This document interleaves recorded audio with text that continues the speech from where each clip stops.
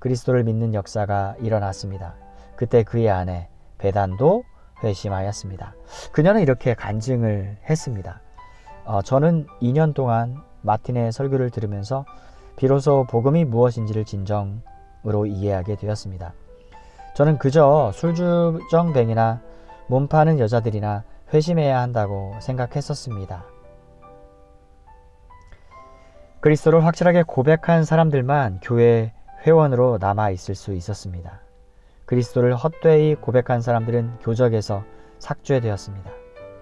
그가 11년 동안 샌필즈에서 사역하는 동안 수많은 사람들이 회심하고 교회에 등록하였습니다.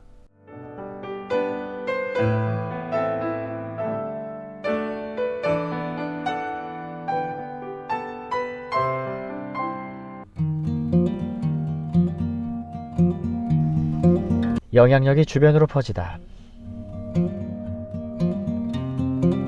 1930년대 로이드 존스의 능력 있는 설교는 폭넓은 관심을 받게 되었습니다.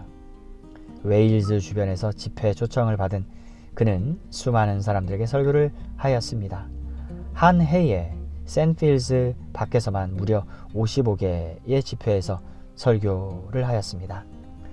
세상 신문에서는 그를 1904년 부흥운동 이래 웨일즈 최고의 설교자로 소개하였습니다. 1935년에는 다니엘 로울랜드 100주년 기념 집회에서 7,000명을 대상으로 설교하기도 했고, 런던으로 돌아가 로열 앨버트 홀에서 수천 명을 대상으로 설교하기도 했습니다. 그리고 1937년에는 미국으로 가서 피츠버그, 필라델피아, 뉴욕 등지에서 설교하였습니다.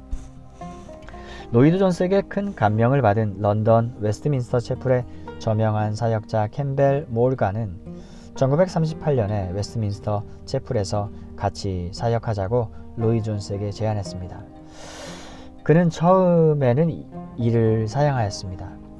노스 웨일즈 발라에 있는 자기 교단 신학교에서 신학을 가르치는 자리를 논의하고 있었기 때문이었습니다. 하지만 하나님의 섭리로 일이 이상하게 비틀어져 그 자리가 제공되지 않았습니다. 1938년 7월 그는 런던 중심부에 있던 런던 최대의 자유교회인 웨스트민스터 채플에서 제의한 캠벨 몰간을 도와달라는 요청을 받아들였습니다. 웨스트민스터 채플로 옮기다. 1938년 9월 로이드 존스는 몰간의 조력자가 되기 위해 런던에 도착했습니다.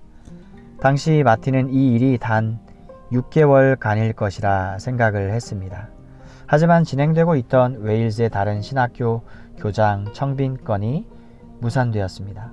강단에 머물러야 한다는 것이 분명해졌습니다. 그의 로이드 존스는 기독학생회 IVFS Intervarsity Fellowship of Students 회장이 되었습니다.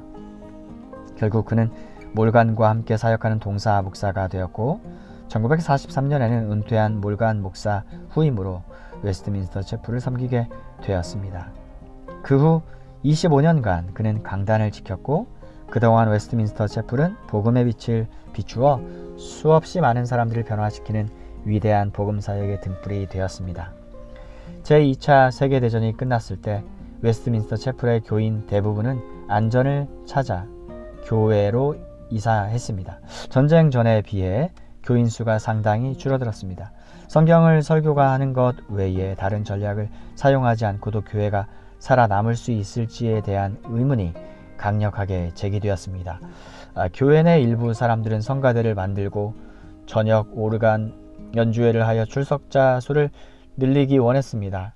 하지만 로이드 존스는 그런 타협을 모두 거부했습니다. 그는 계속 설교에 집중했고 시간이 지나면서 1층 발코니를 다시 개방해야 했습니다. 그 다음에는 2층 발코니도 다시 개방했습니다. 결국 예배당은 가득 찼습니다. 영국의 외로운 소리. 로이드 존스는 평생 하나님의 말씀이 청중의 마음과 양심을 크게 휘젓는 설교를 하였습니다. 그는 웨스트민스터 채플 설교단에 서 있는 동안 성경에 기초한 사역의 중요성에 대해 한 번도 흔들리지 않고 헌신하는 모범을 보여주었습니다. 회복이 절실했던 것입니다. 당시 사회는 그와 반대 방향으로 흘러가고 있었지만 로이드 존스는 사람들을 끌기 위해서 세상 흥미를 사용하라는 주위의 압력에 결코 굴복하지 않았습니다. 그는 오직 하나님의 능력만을 의지하며 하나님의 말씀을 전했습니다. 그의 전기 작가 이안 머리는 이렇게 썼습니다. 1950년대에 영국에서 강해 설교를 하는 사람은 사실상 마틴 로이드 존스 혼자뿐이었다. 이 명칭에 부합하는 설교자가 되려면 설교 내용이 성경적인 것만으로는 충분하지 않다고 그는 생각했습니다. 즉 단어 연구에 집중하거나 주석을 하고 모든 장을 분석하는 것은 성경적이라 할 수 있을지는 모르지만 강해라고는 할 수 없다는 것이었습니다.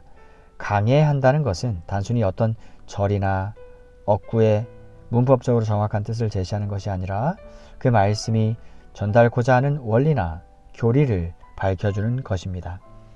그러므로 진정한 강해 설교는 교리적 설교로 구체적인 진리를 하나님으로부터 사람에게 전하는 설교라는 것입니다. 강해 설교자는 단순히 자신이 연구한 것을 다른 사람들에게 나누어 주는 사람이 아니라 하나님의 말씀을 인간에게 권위 있게 전달하는 대사이자 사자입니다. 그런 설교는 먼저 본문 전체를 제시하고 그 다음에는 그 본문과 함께 추론과 논증과 호소가 있으며 그리고 전체가 성경 그 자체의 권위를 증거하는 메시지가 됩니다. 로이드 존스는 자신이 정의한 설교, 즉 불타는 사람을 통하여 나오는 신학의 화신이었습니다. 그는 설교가 하나님의 방법, 성경의 진리를 알리는 주된 수단이라고 믿었습니다. 로이드 존스는 수세기 전 설교는 하나님의 은혜를 교회에 전달하는 주된 수단이라고 주장했던 종교개혁자와 청교도들과 입장을 같이 했습니다. 1954년 10월 로이드 존스는 구원과 성화의 능력이 충만했던 유명한 산상수훈 절별 강해를 시작하였습니다. 그리고 그해 청교도 운동을 집중 연구하는 연례 집회인 웨스트민스터 청교도 대회를 열정적으로 지원했습니다. 메마른 영국 교회는 그런 청교도 신앙의 부활이 절실하게 필요하다고 믿었던 것입니다. 그 2년 전인 1952년에는 그의 기념비적인 설교인 금요일 저녁 설교 시리즈를 시작하였는데 그것은 1968년에 그가 은퇴할 때까지 계속되었습니다. 처음에는 성경의 위대한 교리 설교 시리즈를 3년 동안, 즉 52년, 53년, 54년, 55년 계속했고 그 다음에는 13년에 걸친 로마서 강해 1955년 이후 1968년 이어졌습니다. 처음에는 친교 모임 장소에서 작은 그룹으로 시작했지만 숫자가 점차 늘어나 본당으로 옮길 수밖에 없었습니다. 그리하여 한 말씀 한 말씀을 집어 삼키듯 집중하는 열정적인 청중들의 주된 양식이 되었습니다. 부흥을 추구하다. 로이드 존스가 교회를 향하여 가진 소망은 18세기에 체험했던 대각성과 같은 진정한 부흥이었습니다. 그는 조지 윗필드와 조나단 에드워즈 등과 같은 설교자들이 영국에서도 나올 것을 갈망했습니다. 그 결과 생명을 위협하는 두 가지 극단을 피해야 한다는 것을 깨닫게 되었습니다. 한편으로는 차가운 칼빈주의라는 죽은 정통을 피하려 했고 다른 한편으로는 오순절 운동 같은 감정적 운동들이 가지는 과도한 감정주의를 피하려 했습니다.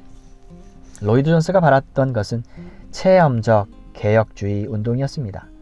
1859년 부흥운동, 영국 아일랜드 얼스터 지방에서 일어난 부흥운동으로 10만 명이 회심하는 사건이 일어났다. 편집자주 100주년이 되는 해에 부흥에 관한 시리즈 설교, 유명한 부흥 설교를 통해 하나님께서 교회를 그의 충만한 능력으로 회복시켜 주시기를 원하는 간절한 소망을 선포했습니다. 오직 진정한 각성만이 자만에 빠져 세속적이며 빈약한 교리와 천박한 영적 체험에 젖어있는 교회를 부흥시킬 수 있다고 생각했습니다. 웨스트민스터 채플의 부흥의 증거들이 속속 나타나기 시작했습니다. 온갖 사람들이 하나님의 말씀을 듣기 위해 교회로 찾아왔습니다. 회중 가운데는 의료계에서 온 의사와 간호사들이 있었고 의회 위원들도 회중석에 앉아 설교를 들었습니다. 또 전 세계에서 온 많은 학생들이 예배에 참석했습니다. 왕실 직원들도 왔습니다. 참석자들의 삶에 역사하시는 하나님의 능력은 단지 숫자와 관계가 없었습니다. 수없이 많은 사람들이 회심했습니다. 학생들은 사역과 선교지로 부름을 받았습니다. 하나님의 임재와 능력 이외의 것으로는 설명할 수 없는 일이었습니다. 1950년대의 다른 기간도 동일했습니다. 하나님의 축복의 손길이 그의 사역에 함께 하시는 것으로 볼 수 있었습니다. 그는 강단에 굳게 서서 움직이지 않았습니다. 주일 아침이면 신자들을 위해 체험적 신앙에 대해 설교했습니다. 신자 양육 설교. 주일 저녁에는 회심하지 않은 사람들을 위해 복음 메시지를 전했습니다. 복음 전도 설교. 금요일 밤에는 조직 신학과 로마서를 중심으로 교리 설교를 했습니다.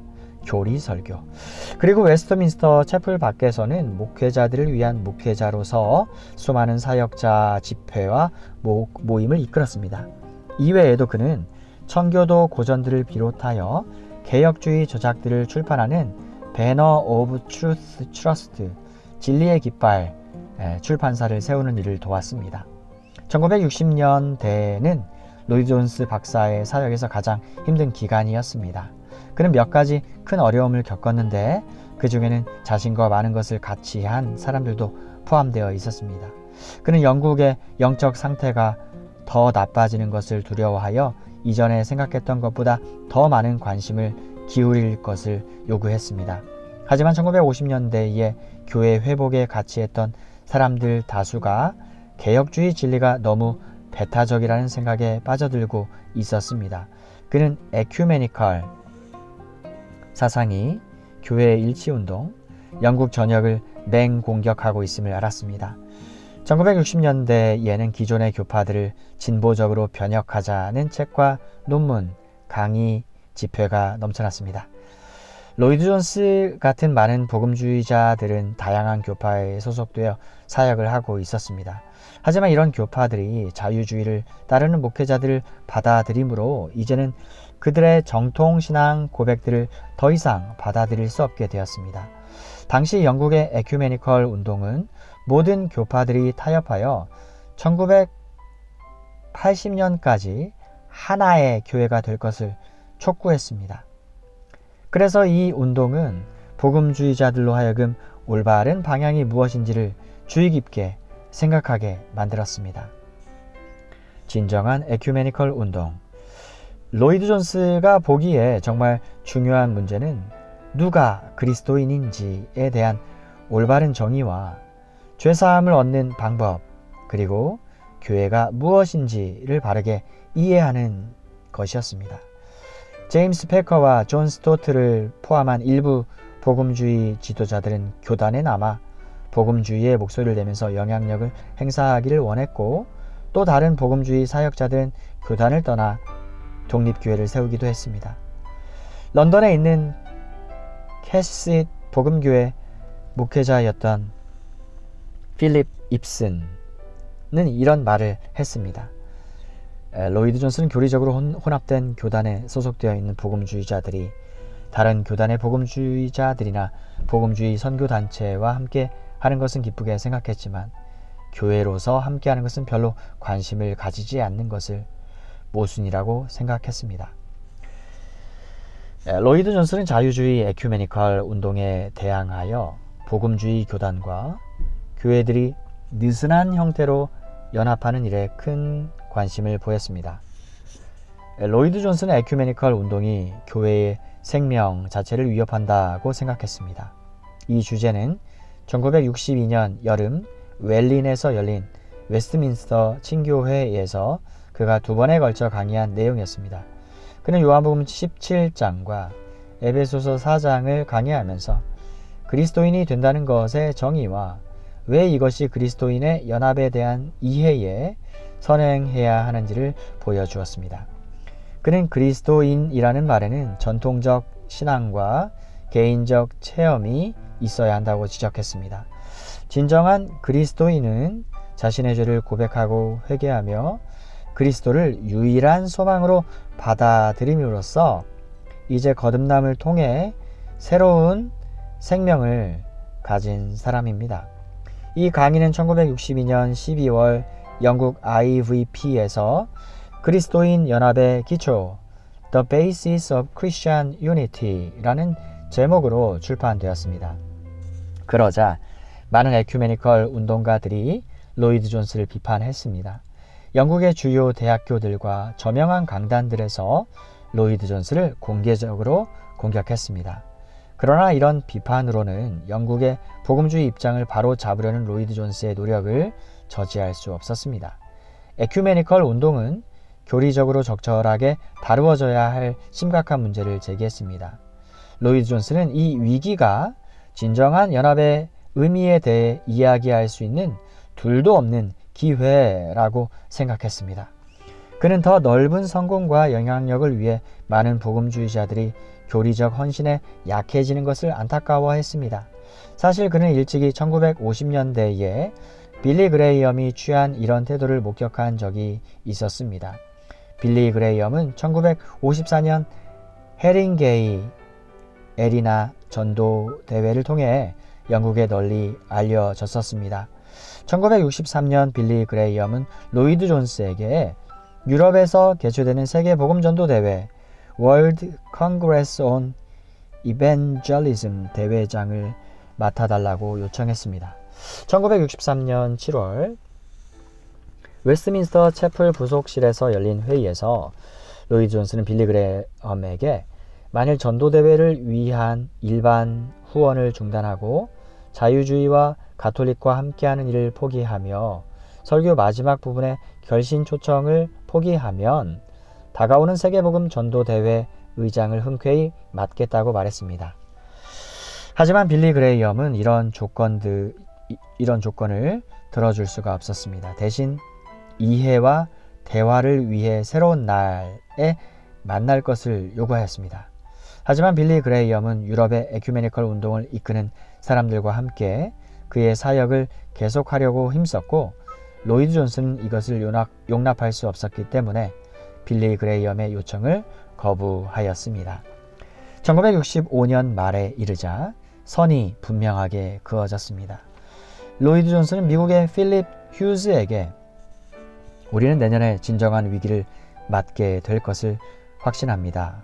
고 써보냈습니다.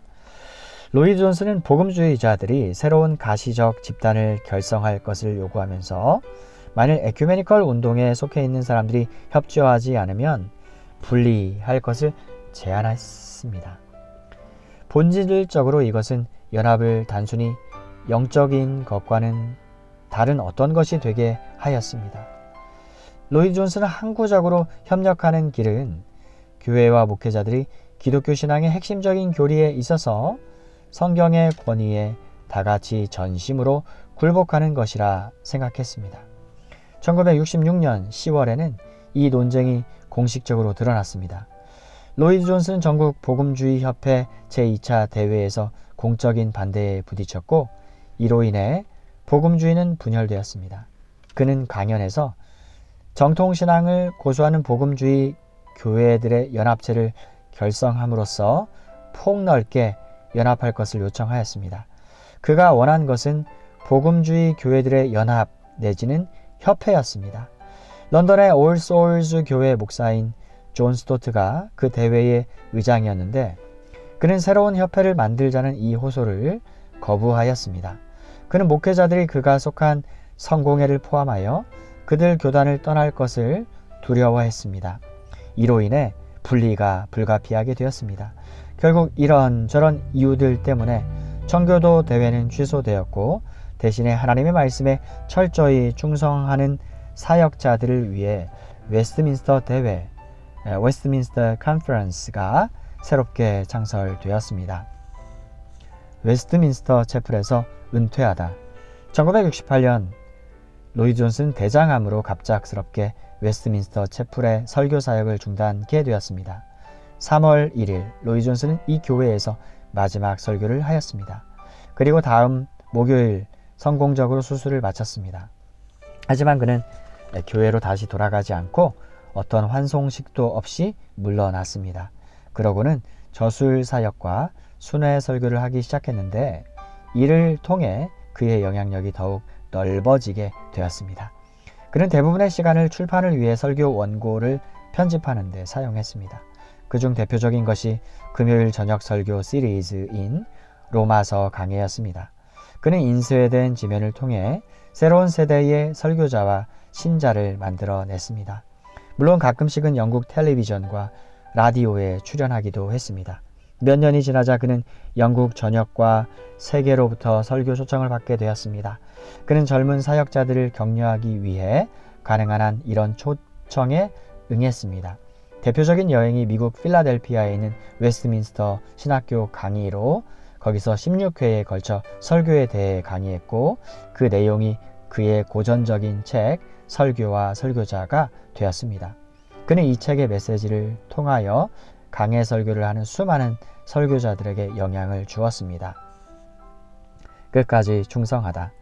1980년 6월 8일 바르콤 침례교회에서 그의 마지막이 될 설교를 하였습니다. 그리고 1981년 죽음 이틀 전에 그는 떨리는 손으로 아내와 자녀들에게 다음과 같은 쪽지 글을 썼습니다. 치유를 위해 기도하지 마라. 영광으로 들어가는 날을 붙들지 마라. 그리고 그 다음 주일인 3월 1일 그가 웨스트민스터 채플에서 마지막 설교를 한 지 정확히 13년이 되는 날 그는 평화롭게 숨을 거두고 그렇게 소중히 여기던 하나님을 뵙기 위해 영광으로 들어갔습니다. 존 스토트는 거의 30년 동안 영국에서 가장 강력하고 설득력이 있었던 목소리가 이제 잠잠해졌습니다. 고 하였습니다. 로이드 존스는 교회의 역사를 연구하는 사람이었습니다. 그래서 그가 가장 소중하게 여겼던 말 가운데 하나는 초기 감리교도들에게 했던 존 웨슬리의 말이었습니다. 우리 사람들은 잘 죽는다. 그는 자신의 죽음을 통해 이 말의 복됨을 경험했습니다. 로이드 존스는 사우스 웨일즈의 카디간 인근 뉴캐슬 에밀린에 묻혔습니다. 이 매장지는 로이드 존스 자신이 선택한 곳인데 그가 이곳을 택한 이유는 자기 가족과 자녀들과의 관계 때문이기도 했지만 사랑하는 그의 아내 베단의 가족이 거기에 묻혔기 때문이었습니다. 이 웨일즈의 묘지에는 평범한 무덤이 하나 있는데 묘비에는 그가 55년 전 에버라본에서 처음 설교했던 성경 본문 말씀이 새겨져 있습니다. 마틴 로이드 존스 1899년 1981년 내가 너희 중에서 예수 그리스도와 그가 십자가에 못 박히신 것 외에는 아무것도 알지 아니하기로 작정하였습니다. 사도 바울이 영감을 받아 기록한 이 고린도전서 2장 2절 말씀은 로이드 존스의 삶과 사역을 가장 잘 요약하고 있습니다. 그는 실로 그리스도와 그가 하신 일만을 선포하기로 결심한 사람이었습니다. 그는 죽을 때까지 이 소명에 충실했습니다.